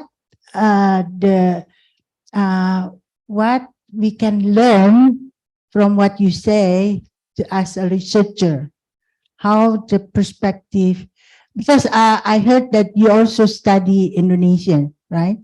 In the literature, our oral tradition and spend many time probably in Indonesia. So probably if you try to pretend if you are Indonesian, what your advice for us? So saya orang Indonesia ya. Okay, thank you. So please, Dr. Dalam pemilu saya belum tahu yang mencoblos yang mana ya. Tapi it's a difficult question. What I sense from what you are saying is, of course, there's this dominance from the West in all kinds of ways, right? Which is also true for me. I mean, the Netherlands is very small. Indonesia is like this. The Netherlands is like this, right? So it's very small. And the influence of the Americans and also the Chinese these days is there, right? For you, it's perhaps my advice would be, sorry to say, don't give a damn. Follow your heart in what you want to write and what you see. Pernah sastri ini kan suaminya adalah Amin Suini. He was my hero. He was my hero. But when I started my S.Ag in kelisanan dan keberaksaraan, wow, this was Amin Suini was a sort of demigod, right? And I could come to California for one semester to study with him. Sort of not very official, but that was very nice. And I still remember I wrote my first chapter there of my dissertation after the fieldwork. I did fieldwork in Rio, by the way, and I studied two professional storytellers there. and they use local Malay. So there was a dialect, Malay dialect. So I had to learn Indonesian. And when I had sort of learned that, I had to learn a Malay dialect. Anyways, so I went to California, to Berkeley, was with Amin Sweeney, and I wrote my first chapter. And in that chapter, I wrote a lot about him, because he was the influence, right? He was something, his ideas I had to cope with, right? And I criticized him in this first chapter. Thank God the chapter has never been published, so forget all about it. You won't see it. I don't even have it anymore. But I sort of criticized him and his books, and then he became angry with me. And so he sort of 2, 3, 4 days, he told me he was angry with me, and then I was alone for 3, 4 days, and I thought, oh my God, what have I done? What have I done? He's now angry with me. No, he was a good teacher. He just let me sort of suffer for some time. And then he invited me again to his house. And what he then told me, I never forgot. He said, I'm not interested in what I wrote. I'm interested in what you write. So write what you know. And that's perhaps in essence what I could then sort of bring to you also. Write what you know. I mean, there's so many things when I sort of here in your building, and I talk to people, hear what they are discussing, what they are thinking about, what the research is about. To me, as an Indonesianist in a way, but also as a literature person interested in literature, in politics, and what have you, to me that's all very interesting. So write it. Let me see. I mean, forget about them. Forget it. I'm interested in what you know so much about Indonesia, much more than I do, much more than everybody in the West does. You know, we don't. We have to come here, and for you it's around the corner, and you are fed every day with these facts and ideas and so on. So yeah, I would recommend that you sort of forget all about those Western types. Of course, you have to. It's interesting what they wrote. Like, I mean, I quote people like Benjamin Barber, who was very interesting to me. He's American, of course, and other people. They write interesting books, but I also quote from Indonesian colleagues. So for me, it's write what you know. That would be my advice to you, and just be. You need to be also in this field and in this the work we do penelitian and research and writing. We have to be courageous to a certain extent. Sometimes you have to. Would people like this? Would people think I'm crazy? Or no, I saw this. I know this. So write it down, and have some courage. Berani aja. Yeah. Okay. Yeah. Thank you very much, Dr. Wilders. We still have time about 40. Yeah. We still have about 20 minutes. I think some of the participants or the audience. Bu Ade dulu. Ya. Setelah itu izin Pak Is, saya juga ada satu pertanyaan untuk Pak Wil. Silakan. Silakan Bu Ade. Ibu Ade, please, Ibu Ade. Thank you very much for the times. I think Pak Will is really great presentation, and actually I come in the middle of your talk, but seeing the topic is quite very interesting, because you talk about the end of the state, and it's coming to my mind when you talk about nation of state. Mm-hmm. Is it whether we talk about the state, we talk about the nation, or we talk about nation states? Then I keep thinking about nation state. If I may say that nation state is a system of organization in which people with commonly identify live inside a country. Mm-hmm. It's based on the theories with one border and a single government. So I can say, okay, this was so bad, I think. But what does it all mean about having nation state. It's like I just came to very beginning of the terminology of your topic, and the nation state has a dramatic influence on the way we live or our life. Say I'm Indonesian and you are Dutch. Of course, it's really supported by language, religion, the way of thinking.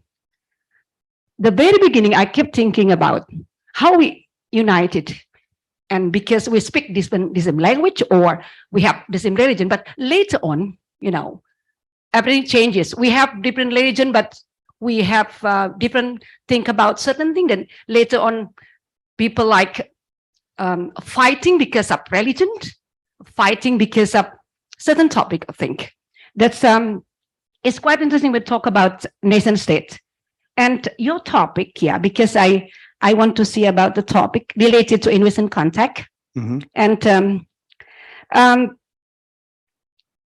a lot of theory about it actually, and Indonesia is trying to get along with the global competition, like you present and your topic just now. But I just wondering about having that kind of competition.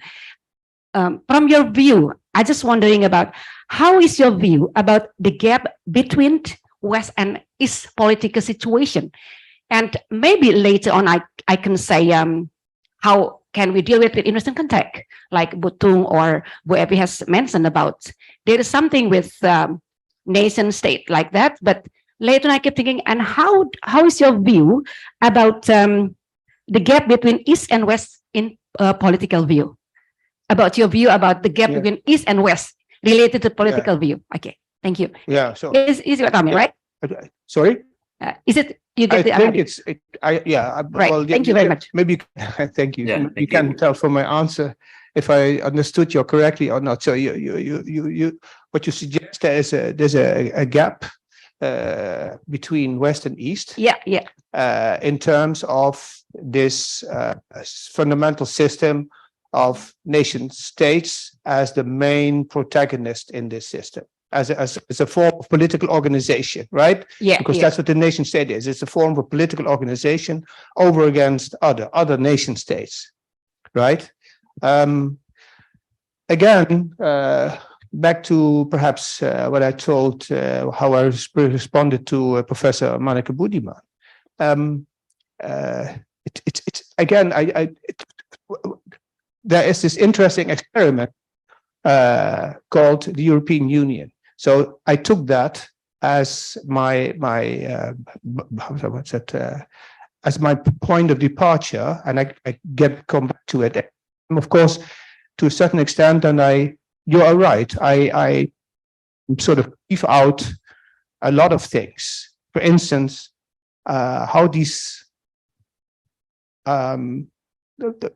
things work in a very different environment. For instance, in a post-colonial environment like Indonesia, not only Indonesia, but also there are some countries I know better also, like Mali. I've been there a lot, also in terms of the politics of that country.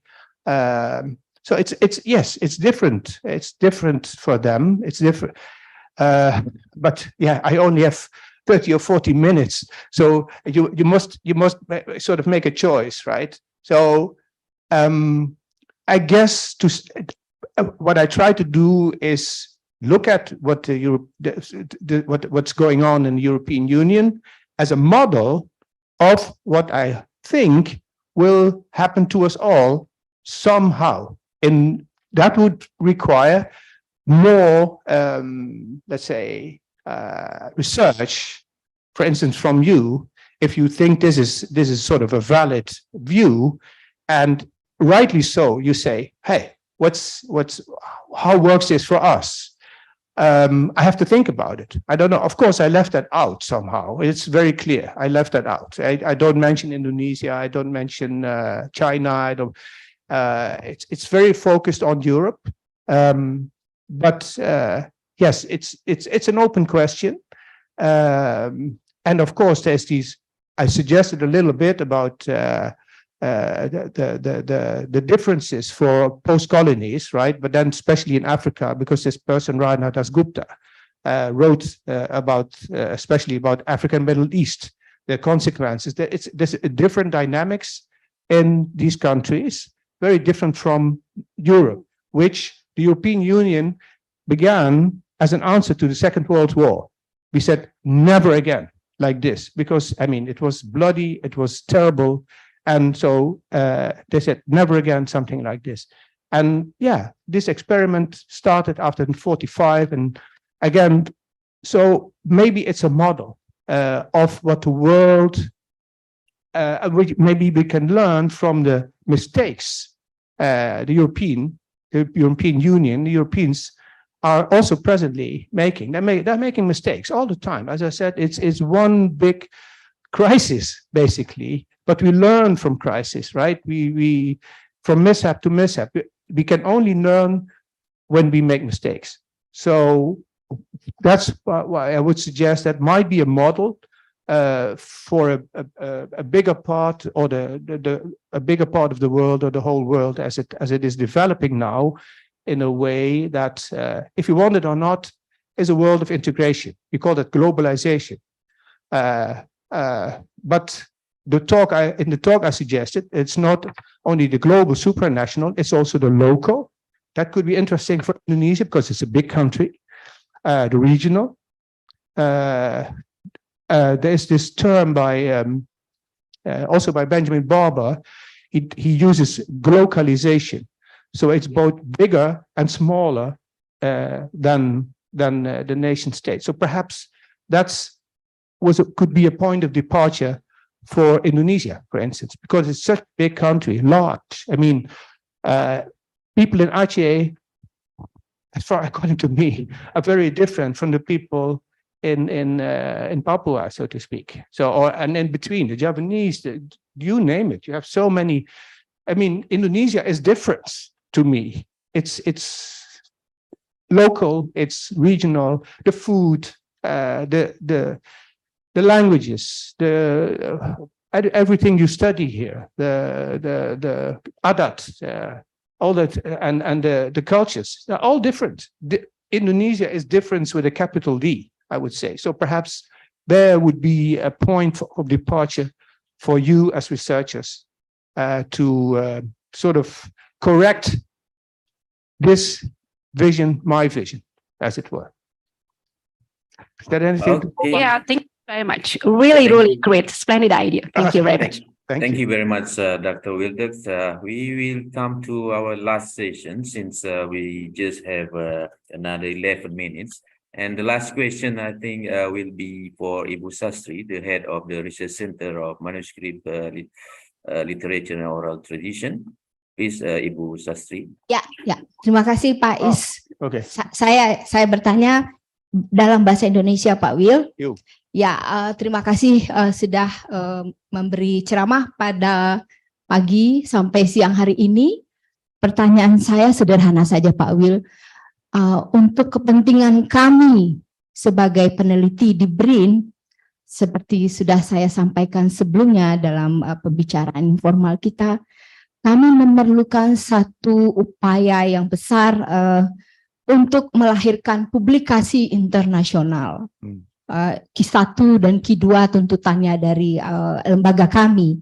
Nah, apa kiatnya nih sebagai sarjana yang banyak terlibat dengan dunia internasional, kiatnya bagi kami para peneliti untuk meningkatkan publikasi internasional itu yang juga bisa membuat kami terlibat dalam conversation ilmiah di bidang ini dengan dunia global. Ya. Terima kasih Pak Wi.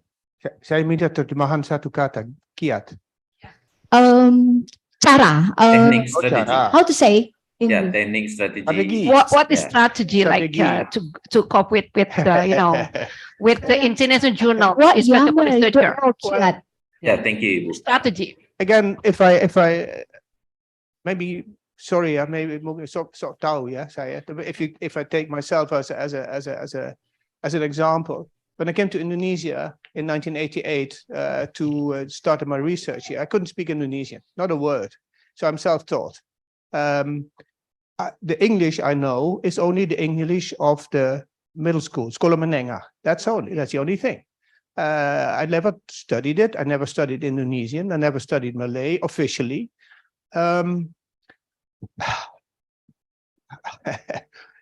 What I said earlier on, just be brave, berani, courage. Just do it. Go there, do it. Go out. Yeah, because that's the only way you can learn. Apa? Rejected? By the publisher. Well, then try again. I've been rejected. I once, one of my earliest articles, I sent to the what's that? Indonesia from Cornell, to Cornell University. I was rejected. So yeah, okay, I'll try again. Of course, it's and sometimes from a certain point on, we're not rejected anymore, and then we are invited for a seminar or something like that. I mean, yeah, there's of course this problem is English is the international language of scholars, and yeah, so we have to try to manage that, and the only way to manage it is to try, and there's no other way. There's no other way, and be courageous, berani aja, yeah. And if I can be of help, I would gladly be of help to you. Yeah. Yes, thank you very much, Dr. Wildex, for your presentations. I think now we come to the end of our sessions. So that's it is a very interesting topic that you have presented. If I can little bit summarize that what we have discussed, that you take the European Union communities as the sample of this study, since there are a big crisis, many problems that can be used as an example for us, I think. So it talks about the new formulation of global democracy, global integrations, and global economic integration. So we as parts of the world should be integrated. I think that's the point that I can catch from your presentation. And again, thank you very much. And I think the last words that we can hear from you, we still have another 5 minutes. And you are welcome for your last word, Dr. Wilder. Thank you very much. It's about closing remark. Yeah.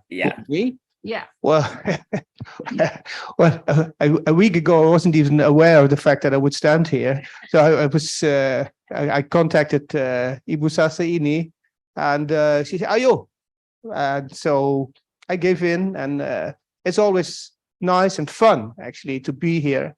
And every time, every now and then, give a talk and exchange ideas with you as Indonesians, who are close to my heart for now more than 35 years. Yeah, thank you very much. Baik, boleh kita beri tepuk tangan yang meriah. All the audience, give applause to Dr. Wilders. Thank you very much. And this is the last session of our public lectures. And again, thank you very much for the head of research Organization of Archaeology, Language and Literatures, and thank you to the heads of Research Center of Manuscript Literature and Oral Traditions, and all the community and all the participants. Again, thank you very much, and Dr. Wilders, thank you very much. Good day and have a nice day in Indonesia. Thank you very much. Assalamualaikum warahmatullahi wabarakatuh. Good afternoon, everybody. Waalaikumsalam warahmatullahi wabarakatuh. Baik, sekali lagi kita berikan terima kasih. Kita ucapkan terima kasih kepada Dr. Wilders yang telah berkenan memberikan paparan dan menyampaikan materi kuliah umum pada siang hari ini. Bapak boleh kembali ke tempat duduk, silahkan. Bapak Ibu yang kami hormati, demikianlah rangkaian acara kuliah umum yang sudah kita laksanakan mulai pagi hingga siang hari ini. Mungkin dari Ibu Sastri kita langsung tutup atau masih ada yang ingin disampaikan, Ibu? Baik, Sekali lagi kami mengucapkan terima kasih tentunya kepada Kepala Organisasi Riset Arkeologi, Bahasa, dan Sastra, kemudian Ibu Sastri Sunarti, selaku Kepala Pusat Riset MLTL, Ibu Ade Mulyana, dan seluruh peserta yang sampai detik ini masih bergabung di Zoom via daring, dan juga Bapak Ibu yang telah hadir di kantor BRIN Jakarta Gatot Subroto. Saya Anis Rahmawati, mohon maaf apabila ada hal yang kurang berkenan dalam membawakan acara ini hingga selesai. Setelah ini Bapak Ibu bisa antri keluar sambil mengambil makan siang di meja administrasi. Oh iya, kita foto bersama dulu setelah ini, mohon maaf untuk dokumentasi. Terima kasih Bapak Ibu yang masih berada di Zoom. Sampai bertemu lagi, salam sehat untuk kita. Wassalamualaikum warahmatullahi wabarakatuh.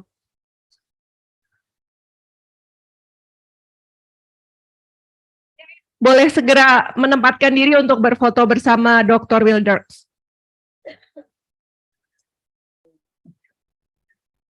Ayo. Boleh. Bis, kamu. Bis, ada. Bis, ada. Kita di atas aja. Bisa berdiri di atas. Boleh, di atas. Sama kita yang pendek-pendek harus pakai.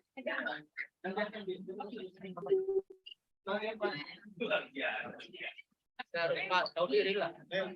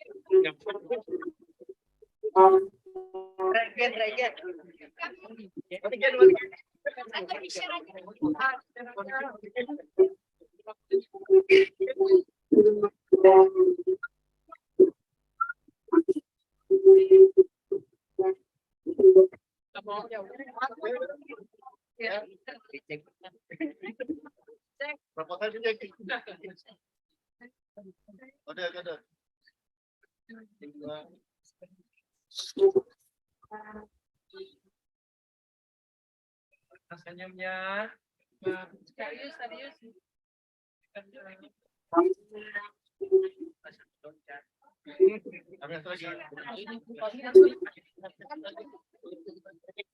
Ada nih fotonya. Enggak semua, Mbak.